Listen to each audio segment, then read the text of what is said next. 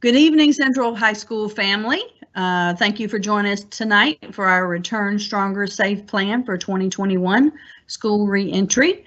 I am Amy Epps, the principal on assignment. You'll hear from me throughout the beginning of the PowerPoint, and then Mr. McCullough will come on at the end for some more information. And if you have any questions specifically throughout the presentation, feel free to ask them in the chat. We have the other administrators here answering questions. And there's quite a bit of information to share tonight. So if you be patient with us, you'll get all the answers you need. All right, here we go. This will provide an overview for our return and protocol expectations starting March 8th. All bell times will return to their original times for both in-person and virtual starting March 1st. So that means this coming Monday, March 1st, all schools in the district, elementary, middle, and high school, will go back to their original bell times. And for Central High School, that is 7:15. So whether you're in person or virtual, classes will begin at 7:15 on Monday. And then that is in person starting on March the 8th. Coronavirus pandemic has changed how we see the world. However, we know that we have to continue to keep our students safe and teach them and provide social and emotional support through this incredible time. We have decided to re-enter our building and serve our students who have opted for in-person learning while continuing virtual instruction. Our district is committed to providing the best learning experiences for our students. As we look forward to implementing the plan for the rapidly approaching phased return to in-person classrooms, we must garner our resources and efforts to continue providing high-quality learning options to our students. And the re-entry plan will begin with students who chose the in-person learning option. We will talk tonight about safety protocols, utilization of student devices, social distancing when possible, high quality instruction, and social emotional support. Enhanced health and safety protocols have been implemented as follows. Increased cleaning of all common areas will be thoroughly cleaned and disinfected at least twice per day. Thorough cleaning and disinfection of all frequently touched areas at least 4 times a day. That includes restrooms, doorknobs, that kind of thing. Daily restock of all tissue, paper towels, hand soap, and hand sanitizer dispensers, which we have all over the building at this time. Safeguards to limit spread of disease, temperature, and health monitoring for all students, staff, and visitors. Those with a fever or symptoms will not be allowed to remain at school or work. Isolation areas designated for individuals with symptoms. Social distancing markers in all buildings, reduced class transitions, and reduced visitor volume. Limiting class interactions and gatherings. Hand sanitizer stations in all common areas and hallways. Frequent opportunities for hand washing. The use of personal protective equipment, known as PPE, face mask requirements for student, staff, and visitors will be based on current guidance from the Centers for Disease Control and the Shelby County Health Department and local government ordinances. All buildings will be equipped with emergency stock of PPE. Health and safety signage has been placed in all buildings, social distancing floor decals, visitor entry guidelines and mask requirements, hand washing, steps to avoid germs, and stay home when sick. This is a little bit of what we look like at Central now. We have our temperature check station in the main office, and we have them mounted to the wall. You place your forehead up near about 1 inch from the device. You can also check your temperature on your wrist the same way. You see the markings on the hallway floor, 6 feet apart. Our stairwell signs, one direction, one way up, one way down. You'll see our main office has the plexiglass across the front, as well as pupil services, and then more forehead check, temperature checks stations in pupil services. I'm sorry, in the main lobby. Our main lobby has two, one on each side as you enter. This is where the students will be entering first thing in the morning, and they will be checked by and supervised by an administrator. Main office, if you are coming to check in, check out, change your choice, whether in person or virtual, do any of your student business, this will be done in the main office. Most things can be done virtually and by email, but if you do need to come in, those stations are set up. We do have a safe room also in our building, which is very close to the lower lobby doors. So if we do have someone who has a temperature when they arrive or has symptoms when they arrive, they will go back out the main door and down to the lower lobby and straight to the safe room. It has its own restroom that is private, excuse me, and so it will be cleaned as soon as someone is picked up. If someone has to go there, their parents will be notified and they will be picked up, and then it will be cleaned right after that person has left. Teachers and staff will have already returned, and currently we have all teachers and educational assistants returning to in-person instruction, and students whose parents select in-person learning will return on the 8th. As of right now, we have 291 students that will return to in-person instruction, and that is changing daily with parents making the selection of whether they choose in-person or virtual. This number will change as you make your selections, and we'll talk about how to make those selections in just a bit. All students will remain with their teacher of record, whether they're in person or virtual. Parents can call the 416-4500 or email an administrator to change your learning option. Student arrival, we will open the doors at 6:45 in the morning. Walkers and car riders will enter the glass doors on the Linden side of the building. Bus riders will be offloaded and enter the building on the Bellevue side of the building. Someone will meet them there.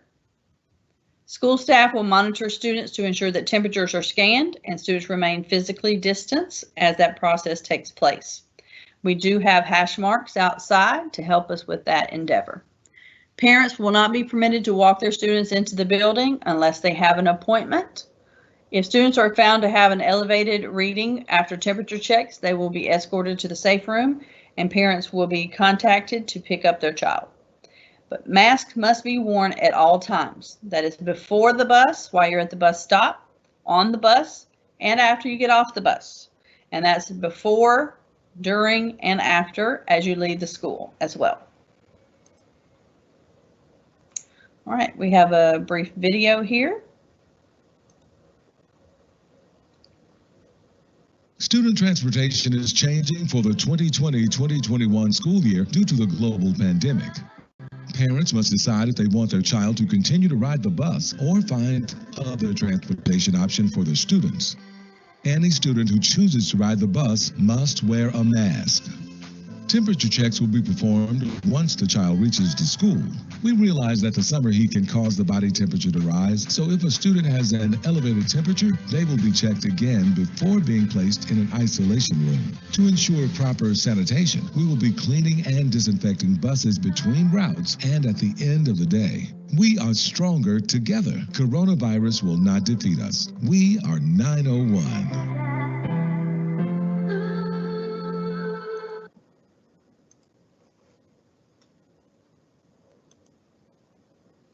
All right, students must stand 6 feet apart at the bus stop and wear their mask. School bus routes will remain the same. Please email Dr. Brown at browndb1 to confirm pickup times and locations if you do not already know them. Buses will be cleaned and disinfected between routes and at the end of each day. Transportation staff will monitor students to ensure that they sit in assigned seats on the bus for contact tracing. Siblings will be allowed to sit together. Masks must be worn at all times. Safety and PPE protocol. Durham employees will be screened each day as they arrive to the work site. They will be required to wear disposable or clean, reusable masks. Bus will be cleaned inside with disinfectant spray twice daily between each route, the AM and the PM. Hand sanitizer will be available on all buses for student and driver usage. Bus drivers will be provided with additional masks for distribution to students as needed. Drivers will disinfect high-touch surfaces throughout the day, and they will ensure a first row of buses empty to encourage social distancing. They will wear a mask while driving unless it causes a safety concern, like glasses fogging. They will use gloves when touching surfaces that may be contaminated. The use of natural ventilation, opening windows to increase outdoor air dilution of indoor environmental conditions, will be allowed. Drivers will be required to wear a face shield in addition to a disposable face covering when securing wheelchairs, car seats, and seat belts. Temperature checks for students will be implemented at the school when students first arrive in the AM. It is recommended siblings and students in the same household sit together. For our hallway and end of class transitions, at the close of each school day, teachers and students will disinfect classroom supplies and materials like their computers, desktops, keyboards, calculators, those types of things. Class dismissals and end of day dismissals will be scheduled on a staggered basis and will include the 6-foot social distancing protocol. Restroom breaks, lunch breaks, co-curricular activities will be scheduled on a staggered basis and will be aligned with the most current Centers for Disease Control and Shelby County Health Department guidelines. Students will be required to use their school-issued planner as a hall pass to use the restroom or to leave the class for any reason. We have to be able to track date and time and who was in what location based on for contact tracing, so this will be a requirement. So if your student was never received a planner, did not come and pick theirs up, we will issue them one when they come. If they have been issued one, they need to bring that with them on the first day. For school meals, expect a combination of meals starting out with multiple lunch periods in the cafeteria. We have 3 lunches scheduled as of now. Breakfast will be from 6:45 to 7:10 in the cafeteria using seating charts for social distancing purposes. So if your student is not eating breakfast, they will not be in the cafeteria. Everyone who is eating breakfast will have an assigned seat. Lunch, we will have multiple lunches in the cafeteria from 10:40 to 12:20.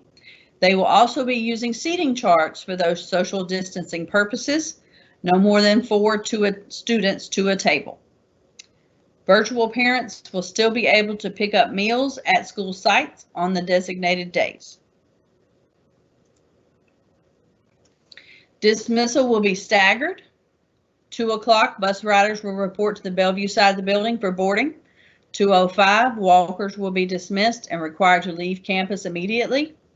2:15, car riders will be dismissed on the Linden side. Parents' rides must be present at this time. And I'm going to say this preemptive strike while we're here. We know that in the past we have had multiple activities after school of all kinds, and we also know that some parents cannot be there at 2:15 to pick up your students. But this is now a mandate. So the students will not be allowed to stay on campus. We will not have any afternoon activities at this time, except for the ones we will mention a little bit later in this presentation. And so the students will need to leave campus when they are dismissed from school. Students will be required to wear a mask as they exit the building to their awaiting car. Parents and walkers will walk home. Parents will not be allowed to exit their cars or gather in groups while waiting for students to dismiss. Students' masks must be worn properly before entering the bus, during the bus ride, and upon exiting the bus. All after-school tutoring will remain virtual only and will begin at 2:30. The dress code has not changed. We are not in uniform, but we do have a dress code. It is on the website as well. These are a few high points: no sagging, headgear, no tights, jeggings, leggings, those kinds of spandex material, no holes or rips or tears that reveal skin or undergarments. Shirts, dresses, and shorts must be no shorter than 4 inches above the knee, which includes the side and back of that dress, skirt, or short. Shirts, blouses, and dresses must have sleeves and must completely cover the abdomen, back, and shoulders. All right, instructional spaces. The following spaces will be utilized for student instruction: classrooms, the library, and the gymnasium. The cafeteria will be used for breakfast, lunch, and maybe some study halls as needed. The number of desks in each area are as follows.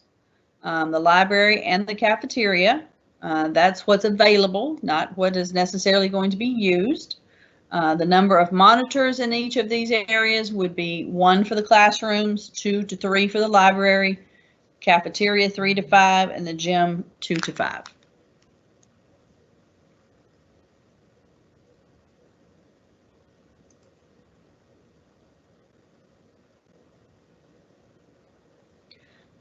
All right, classroom instruction.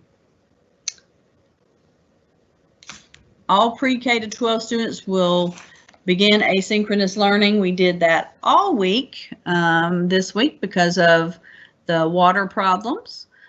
Students will engage in asynchronous learning also for the in-person students and the virtual students again on March 8th and 9th. These will be 2 days that we will use to get our in-person students used to the new routines and procedures, that traffic flow, expectations, those kinds of things in the building. So those will be asynchronous days as well. And again, just to reiterate, starting Monday, this Monday, March 1st, our bell times will go back to 7:15 at Central High School. So that means class starts at 7:15. Whoops. Students will not be required to wear uniforms during virtual learning, but all in-person learners will be required to follow the SCS board policy on uniforms and the Central High School dress code policy, which is on our website. Student devices and classroom instructions. Students will bring their fully charged SCS device and power cords on a daily basis. We are expecting that we have a place in the classrooms to charge the laptops at some point during the day, so make sure they have their power cords with them. Students will bring their cleaned and disinfected headsets daily. They do not have those yet, but they are to be delivered this week. So they will have them once they arrive the first day. Instructional content and curriculum will remain the same on Teams. Students with individual instructional technology needs will be assisted as needed. So even if a student is in person, they still will be receiving instruction over Teams as well as in person. Sharing of supplies. Shared school supplies and shared storage space will be discouraged to the extent possible. Students will need their own school supply box or backpack. Students can bring textbooks to school, but they will be responsible for carrying them the entire day. Students should get with their teachers concerning when textbooks will be needed in class so they don't have to bring them every day. Students are not allowed to share textbooks. In our efforts to maintain social distancing, lockers will be prohibited this year. Virtual daily attendance will be the process just like it has been all year. Teachers will call roll using Microsoft Teams and record attendance in PowerSchool within the first 15 minutes of every class. Regular instruction will occur parallel to distance and in-person learning with social distancing when feasible, and teachers will use Teams. Quarantine and sick students will receive distance learning instruction based on the number of days that they need to be out and their level of being able to work from home.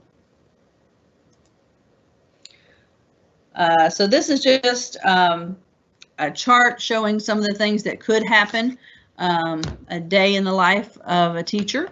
So there could be some whole group synchronous via Teams. There could be some small group synchronous learning via Teams, and then asynchronous learning via Teams. So what that means is whole group, where the teacher is teaching virtual and in person live, and then small groups where they have different channels on Teams where the groups are broken up and they go to a particular small group on Teams where they're working on a project or an essay or something like that. And again, that's on Teams, not in the classroom. They will stay in their desk in the classroom.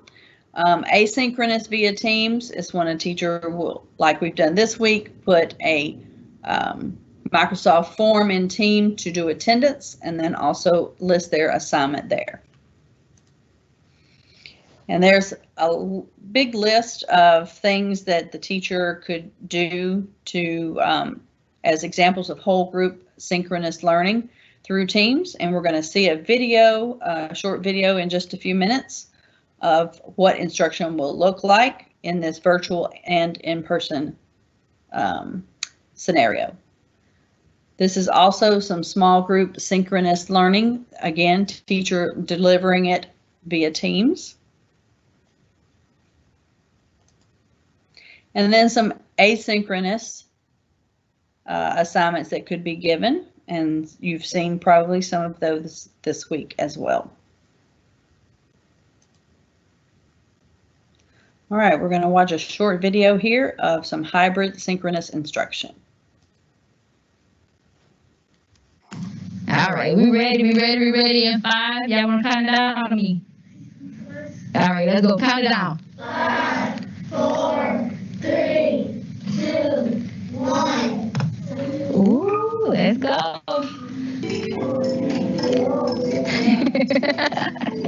All right, 10 seconds.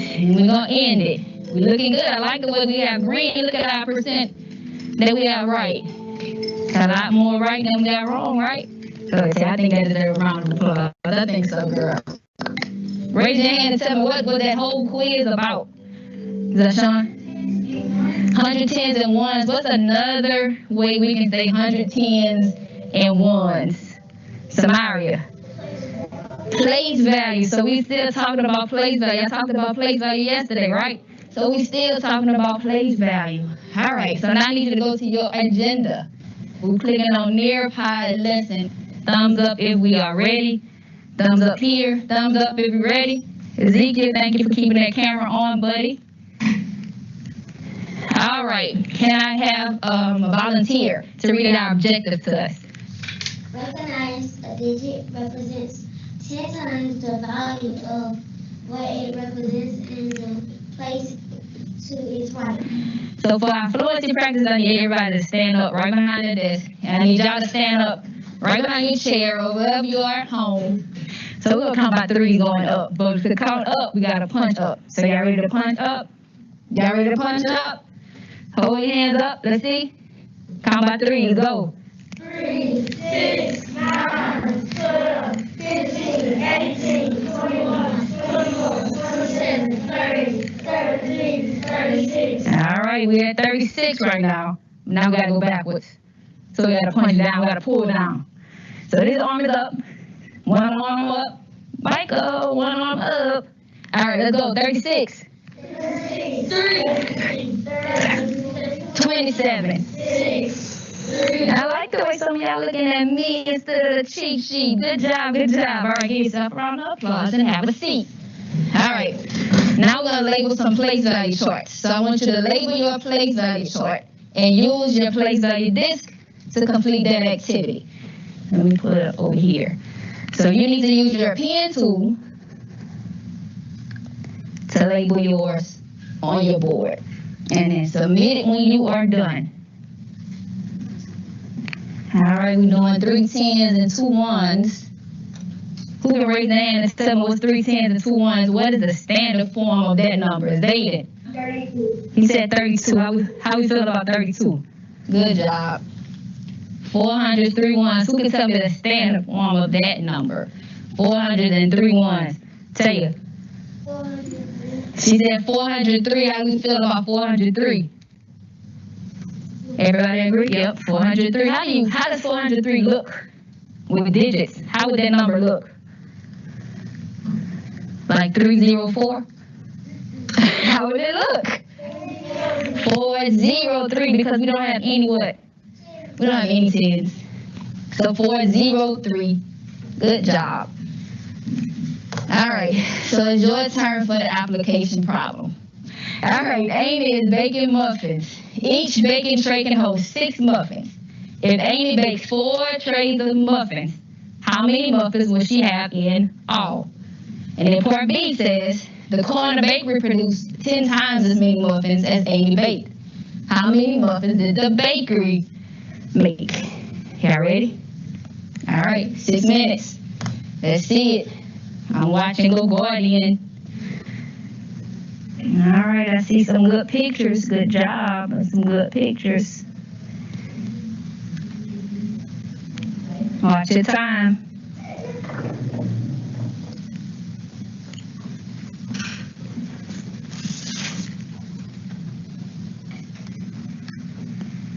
All right, time's up. Paris, go ahead and unmute your mic and explain to us. How did you get this answer? What I did was draw, I drew rows, 4 rows, 6 rows of 4, and I multiplied 4 times 6, and that equals 24, and then it said how much 10 more than that was how much more than the girl house, and I multiplied 10 times 24, that gave me 240. All right, what could Paris? Okay, I see some people agreeing with you, Paris. Let's see, does anyone disagree with Paris? It says 6 times 4. It says 6 times 4, so instead of counting by 6s, let's count by 4s. Y'all ready to count by 4? Do we need to stand up to count by 4s? We could do it in our seats. Which one y'all want to do? Stand up in our seats. In the seats, all right, so we count by 4. All right, so we now have an example of what the synchronous hybrid instruction will look like.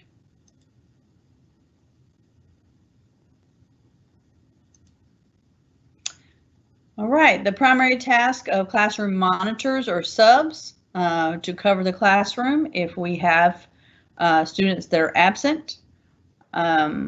They could perform other duties as assigned by us, but that would also include them possibly covering the safe room, ISS room.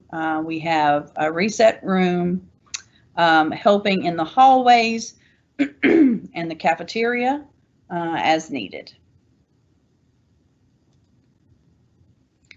Daily schedule scenarios for in-person. All right, these are our times that have been changed starting Monday. Again, we will start at 7:15 on Monday, and we will have, for the most part, 45-minute classes. There are a few where we have some extra time. We have announcements. We allow for some extra time in first period to get temperatures checked, that kind of thing. We do not have a lunch schedule for every period yet, and we're going to talk about why next. But this has been shared with the teachers, and so they've probably already let the students know, but this is the new time frame, and it will be loaded on the website soon.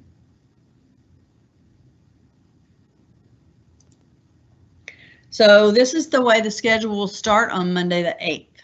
So Monday the 8th, all in-person students will report to their first period teacher, and they will remain in that period for the entire school day. They will go to lunch from that period. They will, on Teams, go to all 7 classes virtually, but they will physically stay in their first period teacher's room. Then on Tuesday, they will report to their second period teacher and stay there all day while going to all 7 classes on Teams. And they will continue that, so Wednesday 3rd period, Thursday 4th period, Friday 5th period, and so on until we have gone through all 7 periods.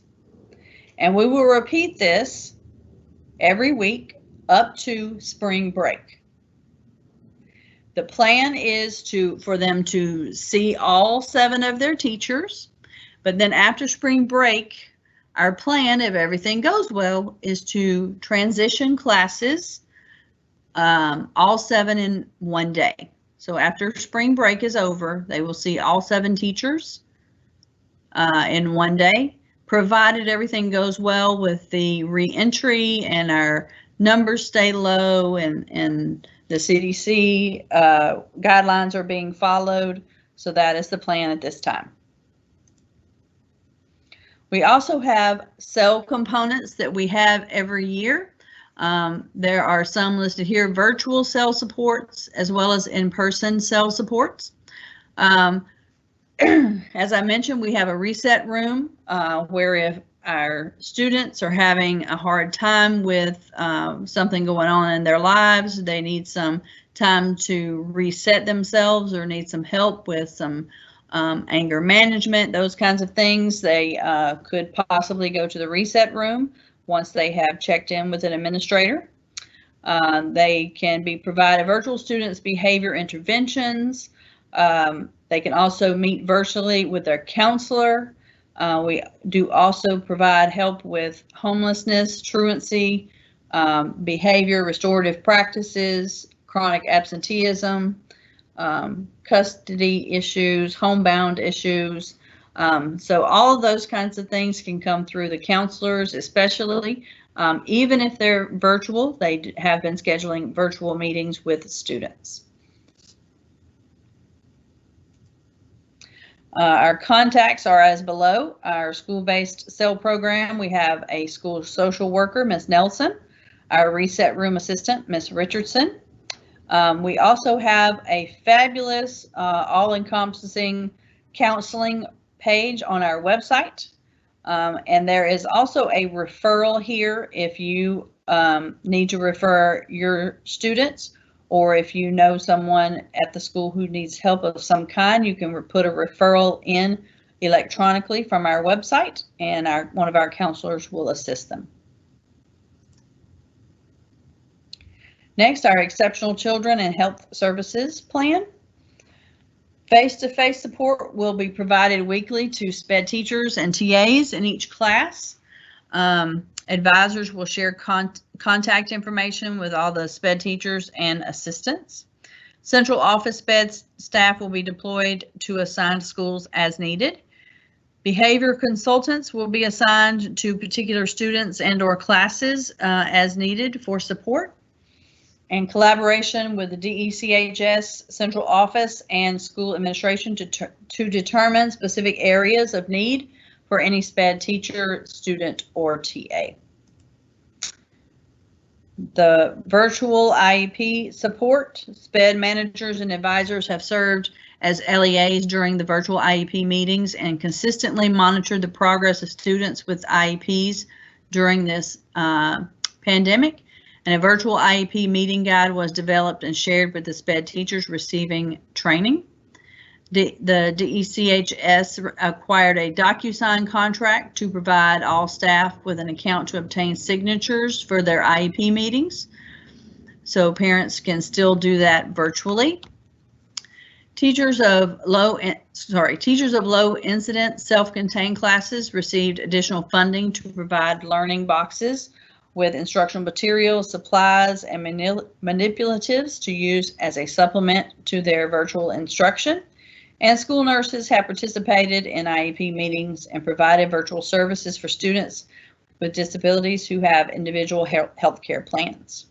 And that will continue. Advisors will visit classrooms, check for proper spacing, and work with school administration to ensure social distancing guidelines from the district are being followed as much as is feasible. Safety on the bus and in classrooms, additional PPE will be made available to staff in classrooms with students who have unpredictable behaviors or are medically fragile and or physically impaired. Ongoing collaboration regarding specific seating plans and safety PPE protocol developed by transportation, and these guidelines will be followed. The SPED staff will assist in guiding students in the school's COVID-19 screening checkpoint after exiting the bus. And CCTE instruction. Our CCTE students will be served in their assigned schools. Students will not be transported to centers or feeder school sites. The CCTE teachers will continue to teach virtually. Excuse me. So we have a safe room protocols I mentioned earlier. Individuals who present infectious symptoms will need to be evaluated and isolated for a short period of time in the school's designated safe room until that person has been dismissed to a parent or guardian. The school safe room checklist is a list of recommended measures on how to approach possibly infected faculty, staff, and students during this pandemic. The safe room protocols are as follows. Establish the room to be used as a safe room and the setup for the room. Designate a staff person who will be responsible for responding to COVID concerns and will help coordinate with the health authorities regarding COVID cases.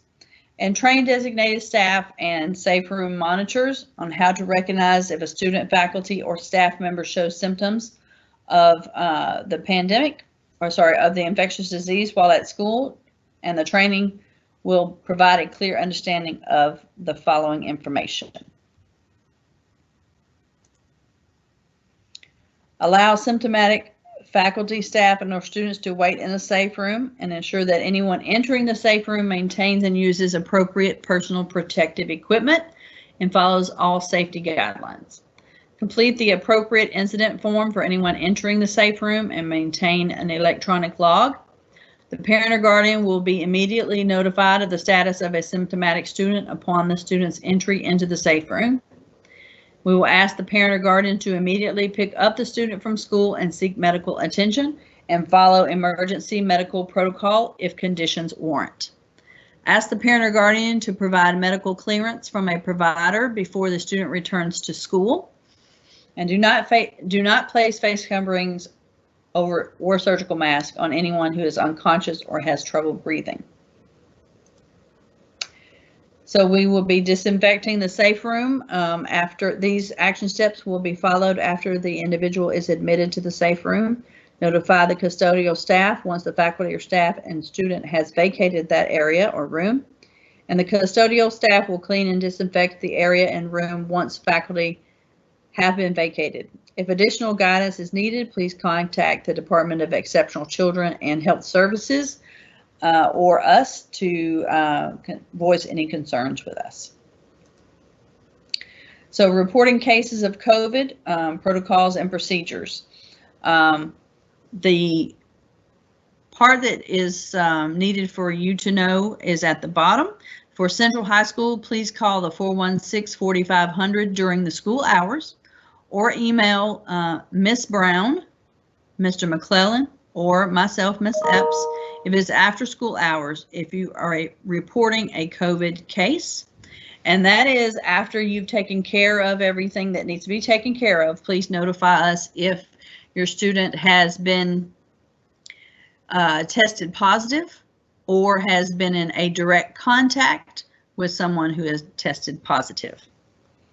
And once you notify us, we will go through the protocols with you, and then someone from the district will follow up to make sure guidelines were followed. All right, athletics. So the goal is to keep coaches and athletes safe to prevent and contain the spread of COVID-19 during our spring season. To review opportunities for athletes and coaches to safely practice and compete during the spring sports season. Central High School coaches meeting will be tomorrow at 1 o'clock. To review, the 25th at 1 o'clock. To review critical factors involved in contest management. To train the appropriate staff to be able to implement CDC and NFHS guidelines for practicing social distancing and returning to athletic play. Further guidance for practice and return to play will be provided by the school principal and athletic director soon. Parent meetings by sport will be to be announced by each coach.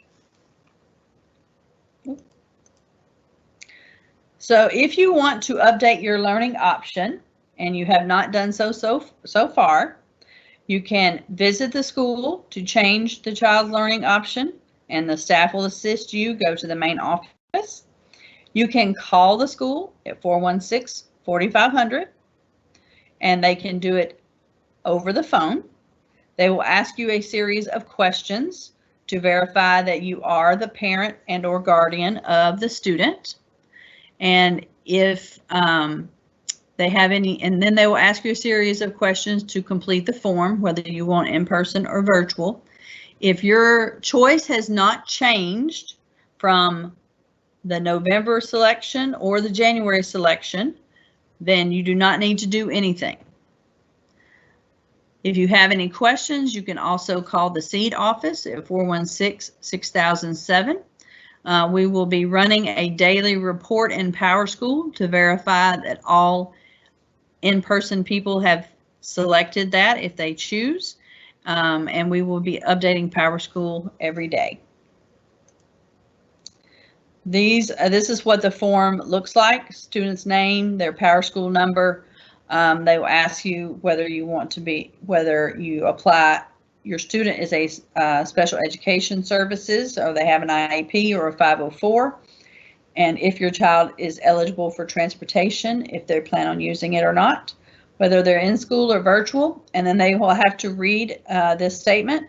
Excuse me. And then if you're in person, they will ask you to sign that. And if you are not, they will click on the electronic version that says they have read it to you. And then they will change that in PowerSchool. This is a lot of the things that they will ask: verifying their PowerSchool contact page for parent or guardian, the PowerSchool number, their date of birth, and the address on file. The coronavirus will not defeat us. Memphis has seen its share of epidemics and pandemics. The cholera of 1873, the yellow fever of 1878, and the great influenza of 1918. They were eventually conquered by public health initiatives and a vaccine. The aftermath, however, gifted our city with determination, grit, endurance, and a strong sense of community that defines us today. There is comfort in knowing Memphis has seen worse and not only survived, but thrived. At this time, we will have Mr. McCullough come and follow up. Thank you, Ms. Epps. A lot of information. Too much information probably than you can all get together. But so, you know, my part tonight is just to kind of wrap this up and kind of put I guess, a bow around it a little bit. So you, as a parent, have a great responsibility and any time of being the parent and taking care of your children and making great choices. My job is not to try to sway you of choices, but to give you as much information as you can get and to let you know that we are going to do everything we can to keep everybody in the school building, especially your children, safe. We're going to take care of all these practices. We're not going to get complacent in feeling that, you know, we can do that. We're going to be on top of our game every day. Our goal, we'd love to have everybody back, all 1,400 students. We know that's not going to happen. We know that a lot of parents are still very concerned about the virus and probably have a good reason to be. What we want to do is make sure you understand what the situation will look like. Again, kind of reemphasizing a couple things. We will have no real transitions during the first 3 weeks to try to ease into it, but we also made it unique in the fact that you would not just go sit in a teacher's room that had no relationship or no tie to your student. We want to put them with your child's teachers, and we're going to do it one period a day. You'll be with that teacher one day and move to the next period, so that you'll have the opportunity to see the teachers will actually have opportunities to see their kids if they're in person. The ones who are virtual will stay on the computer and we'll see them in a normal transition way. Now, schedule has changed a little bit. Transitions in the 5 minutes of changing classes will be there even in the first 3 weeks to kind of give the kids just a little bit of a break if they're virtual. Factors I think that are important, obviously, are academic. Safety is number one. Obviously, you make that decision as far as safety goes along. But as far as things that could factor into your decisions, academics is obviously an important part of this. If your kid is struggling and not doing well in the virtual world, it is a real concern of mine that maybe this is something that you want to at least consider. If you're not sure that they're engaged, you're not able to be at home with them, and things are just not going well, I would consider possibly in person for sure. If your kid's doing well, you think, oh, well, I don't want to take the risk. The things that are other things to look at, their social emotional being. Are they able to be around people, kids their age at times as safely as they can be? Are they kind of have some depressed times, or just they need interaction? Do they need structure? As much as we want to put the structure in the virtual world, the idea when we started this was you get up, you eat your breakfast, you put your clothes on, you get set, get ready for school, and you stay on the computer. Well, we know that's not really been the case. A lot of our kids are doing it from the bed. They're not changing clothes. They're not, they're doing different things. Some are working while we're doing this. Some are, there's a lot of things going on. If your child is having trouble with that structure, maybe in person is something you need to look at. Again, safety, number one, but these are other factors that go into play. Athletics will start, as Ms. Epps talked about. We've got to get some things lined up. Our hope is to have all the boxes checked that we can get clearance to start traditional practice March the 8th, which is actually the first day the kids can return to school in person. Now that depends on if we get everything lined up. The biggest thing as a parent, it doesn't matter if they're virtual or in person, they can still participate, but they need physicals. So the Shelby County School Clinic will help you. I know they're trying to get something done with Well Child. That's a big problem through this short time with all the things that are going on. If you know your child's going to participate in a spring sport, and that's boys soccer, that's girls and boys track, that's girls softball, that's boys baseball and tennis, then you need to get them a physical as quickly as you can. Big decisions. We do anticipate after spring break getting back into a regular school flow of going to every class, and that's something to, we're hoping everything's going to be a kind of a rolling scenario of trying to see how it's going, making adjustments. We want this to be successful. We need all our kids back in school at some point. We want to do this right, but we will have to make changes. We'll have to adjust here and there, but our intent is right after spring break is to go to all 7 periods to where your teachers can actually see their kids every day in person if they're in the building.